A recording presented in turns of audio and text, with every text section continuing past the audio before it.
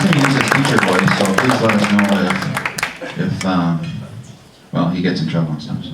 Good morning and welcome. If I am not loud enough at any time, please throw something at me, and I will change the sound and volume of my voice. All right, I need to know, how many of you have played a musical instrument? Come on, admit it to it.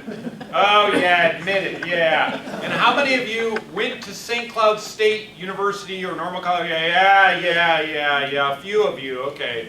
None of you graduated, probably. That's all right. My name is Glen Tuomaala. This is my 11th year at St. Cloud State University. They have not gotten rid of me yet, but they keep trying. It's a great place to work, and a few years ago I applied for a sabbatical. If you have never taken a sabbatical, they are awesome, because you get to do a lot of fishing, and you also get to do research, which I'm a nerd, and I like research. So, I did all my research on the history of the St. Cloud State Band Program. That is the nerdiest thing I could ever have done research on. So, first thing first, guess what year, because nobody knew. Nobody had a clue. What was the first year that St. Cloud State had a band? I expect you to yell something at me. What year? 30. Okay, 1930. Any other guess? 1922. Whoa, that's pretty accurate. All right, 1922. Any other guesses? 29. 29, 20-ish, right in that area. Okay, we're gonna get to that because that's the whole point of this presentation of where did we get from and how did we get there. So St. Cloud, obviously established in 56. The state becomes a state in 58. The first session of the St. Cloud Normal School was what year? 1869. Excellent. You get an award for that. Yeah. The interesting thing was, all through this period of the state of Minnesota getting founded and the St. Cloud city actually being developed, there was a huge revolution in bands. Everywhere. Why? Because we didn't have cell phones. We didn't have internet. There was nothing else to do. Look at that. These are all local bands in the St. Cloud area. One of my favorite ones being the Bicycle Band. The Bicycle Band in St. Cloud only lasted a couple years. They played at the state fair and they just kind of disbanded. They never happened again. But they did happen. All these things were going on in the community area, as well as St. Cloud Normal School getting. I love this photo, Cold Spring. Do you know what photo bombing is? Photo bombing is when you get in someone else's photo. Look at that little kid right there. It's the first example of modern photo bombing going on. And, just as important, Sousa came to St. Cloud. That is huge. He came here 3 times and performed here 3 times. Now when that happened, everything shuts down. Everybody goes to hear Sousa's band. Why? Because he was amazing! And it's live music and you don't even have the internet or radio or anything. So you had all this going on. You had community bands, you had community organizations, you had orchestras even going on, you had Sousa's band going on, you had the St. Cloud Normal School getting established, the Kimball Town Band. Oh, that's great. They're so small. Waite Park had a band? Yeah. Come on, Waite Park. St. Joseph Town Band. The St. Cloud Military Band that then became, later on, after many, many changes, the St. Cloud Municipal Band of today. St. Cloud Normal School actually had a Department of Art with Drawing and Music in 1873. The catalog in 1887 finally mentioned a music department. Just as important, the football team started in 1895 and the men's basketball team in 1901. But 1917, I figured out, was the real important year. 1917, lots of stuff changes. Big catalyst, the St. Cloud Boys Band. Does everybody know about this one? Oh, you should know about this. All right. A guy named G. Oliver Riggs. He had been really good at starting boys bands. Now, no women allowed, just boys, of course.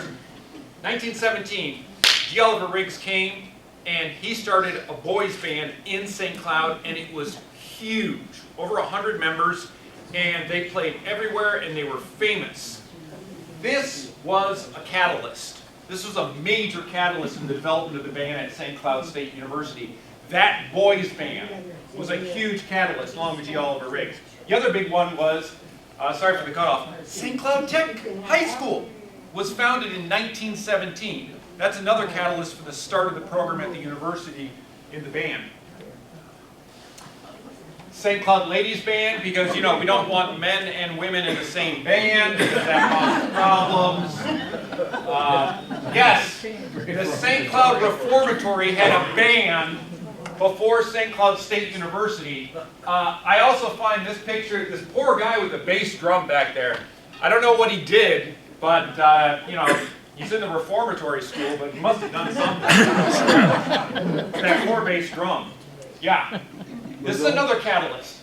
Carleton College came to campus and played a concert. Now, what do you think it's like when you're on campus and another band comes and plays and they're good and you don't have one? What's that like? That's like, ooh, I don't like that. We should get Carleton College. Having them play on campus was actually one of the best things that ever happened before the band. Now we're getting into the 1920s now. That's 1925. Of course, there's the St. Cloud Boys Band. Yeah.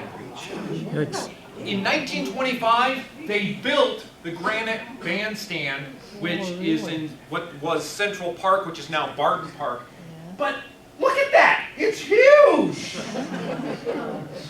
Did the St. Cloud Normal School have a band? No. No. They had an orchestra. They had a choir. They had a glee club. They had a mandolin club, which I don't even want to know what that is.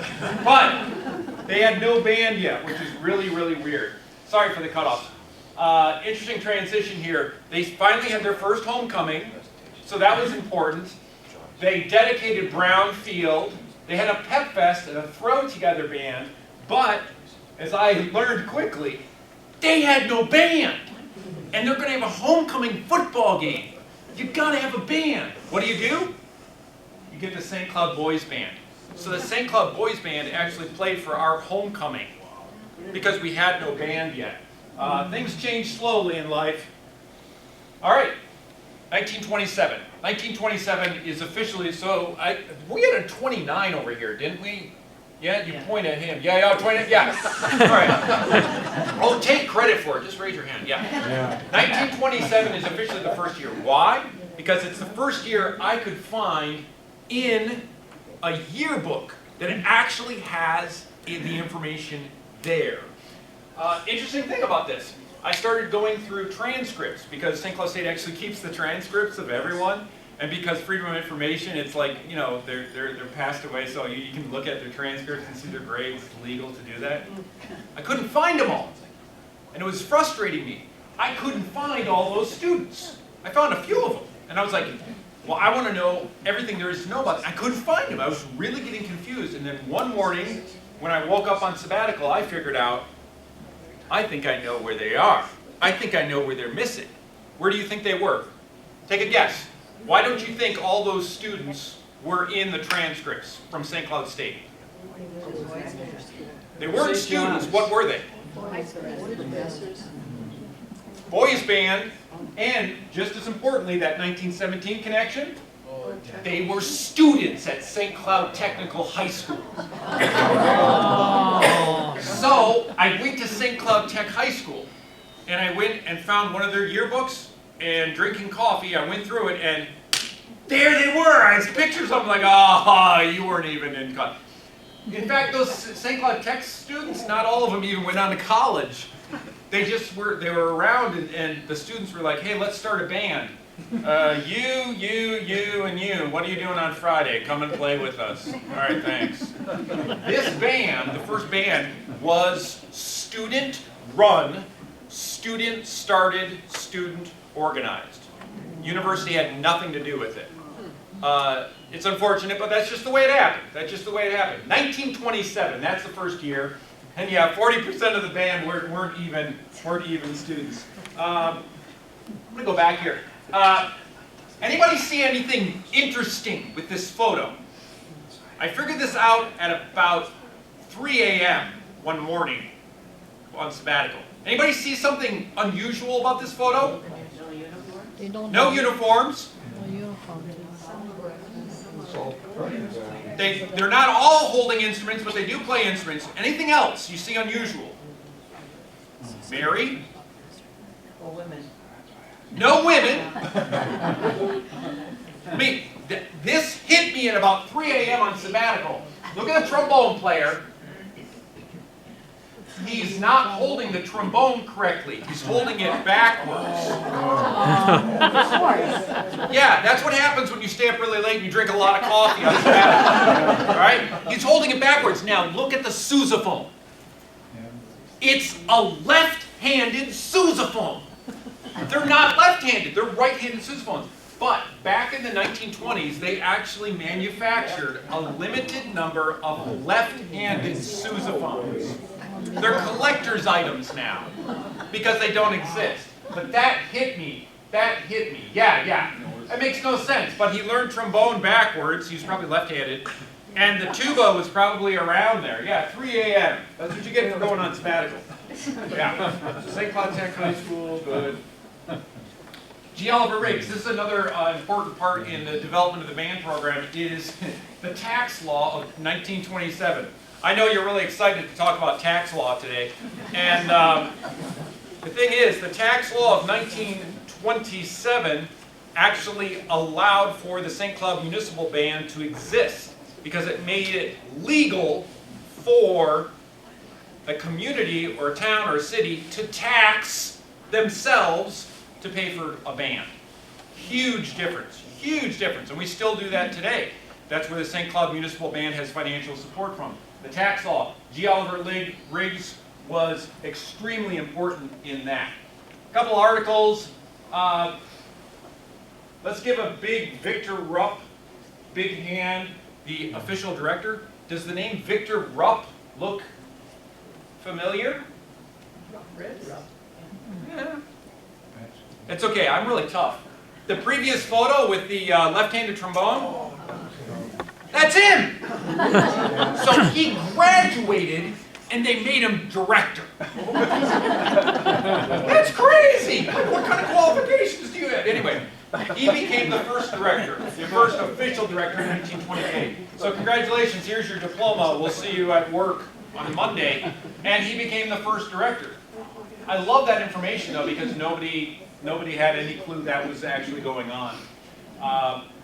Another catalyst that happened is the North Dakota Band. North Dakota had a great band program even back then, and they came to the university and played as well. Also, 1929, College Catalog finally lists a band. Now, once you get in the catalog, I know this from teaching there, once you're in the catalog, you exist. But until, like in the phone book, if you're not in the phone book, you don't exist. So if you're not in the catalog, but they finally got in the catalog with Mr. Rupp actually listed as the director. Development happened pretty quick after that. You know that as the music studio. It no longer exists. It used to be right next to Eastman. Very good. Right next to Eastman. You're going to pass one of my classes. Not today, later. So right next to Eastman. That was also used not only for the music in the band, what was it also used for? Housing of student athletes. And yes, I did find a memorandum in archives of a complaint about the student athletes leaving cigarette butts around the music studio. So yeah. But it got torn down because it was really old and really pretty bad. This is an interesting one. There's Old Main, but more interestingly enough, you can see there are women in the band. There actually are women in the band. A lot of band programs at the collegiate level started as all male, Texas A&M, and stayed all male for a long time. Forget integration, yeah. But I think we actually had women in the band program because we had to. We then started splitting. We had a junior band, we had a senior band. Lauren Maynard became one of the better full-time directors. Maynard is an interesting guy. Doing research on him, I looked through his job record, and he ended up working right after St. Cloud State, going to a place called Royal Oak, Michigan. You ever heard of it? Yeah? That's where I was born. That's where I went to school. So he actually worked in Royal Oak, Michigan, and I found his house, and I was like, wow, he lived there. That's creepy. So, yeah, interesting guy. Retired in California, really interesting guy. Now, Benjamin Maynard took over after Lauren Maynard. Yeah, Benjamin was the brother. You want to talk about connections? Yeah, you were just in the band, so we're going to make you director. Oh, you're the brother of? Well, there you go, you got the job after that. Percy Riggs, however, was also playing in the senior band. So you've got the overlap of the boys' band, and G. Oliver Riggs, if you don't know anything about him, talk to Joy Riggs, she is the expert at it. G. Oliver was an amazing band master. Not a band director, but band master. I've been told stories about how G. Oliver, if you came to practice and you didn't know your part, G. Oliver would pick up a thing called the telephone and call home and tell your parent that you didn't know your part before you walked home from practice. Now that's pretty big. Back then, that was huge. G. Oliver was a taskmaster and he was a disciplinarian, but that helped the band program at St. Cloud State immensely. One of my favorite articles digging through, 1931, it's an article talking about the band and everything, but could you please, if you can see it from where you are, read the last sentence with me. It goes right, I'll help you out, right here. In that band of 40 who were blaring out brave marches and fighting songs